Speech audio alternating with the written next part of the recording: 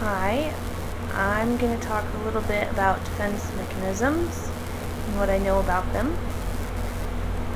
If I had to describe defense mechanisms, I would say that they are basically a way of denying or distorting reality in order to get through a rough period in your life or in someone's life. And I think that when it comes to something such as the loss of someone you love, that they can be used in a healthy way. But I also think that there are a lot of people who use them constantly throughout any little speed bump that there might be in life, and that's when I think that they might be more unhealthy for a person. I want to talk about two defense mechanisms specifically. The first one is displacement, and displacement is basically channeling your frustrations or feelings or emotions onto someone else.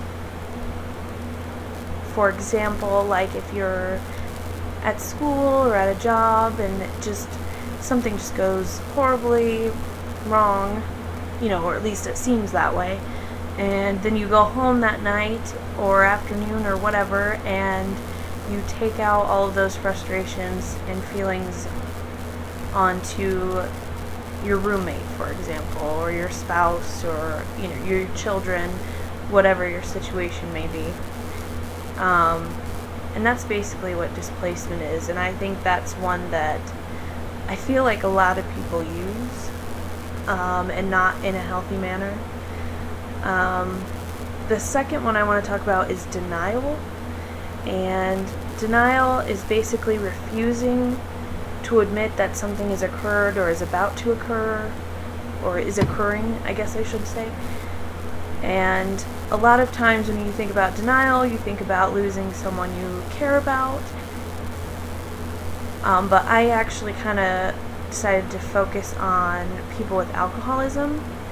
For example, like if you're a parent who suffers with alcoholism, I know someone who is, and they're in their mid-50s and they don't ever have any desire to stop drinking. They don't see the problem, even though they suffer from gout, and which alcohol brings that to the surface, and I can't even imagine what that would feel like. And so it's hard to see why somebody would do that to themselves, and that's why that what it is, it's denial, because they refuse to admit that they have that problem. And also another health issue, a lot of prescriptions, especially for like high blood pressure, for example, require you to stay away from alcohol in order to take, and at an age like that, after drinking for years,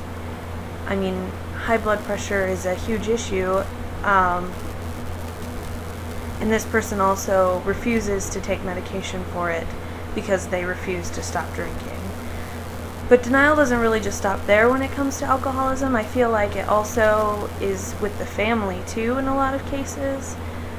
Whether it's the alcoholic's parents, or if it's their children even, they tend to just deny that there's a problem. They don't talk about it. When they do, it's really hush-hush, and there's not much said, and they definitely don't say anything to anyone else, or to anyone outside that circle. And so I just think when it comes to denial, I think that plays a huge part into alcoholism. So basically that's defense mechanisms, displacement, and denial. And that's it.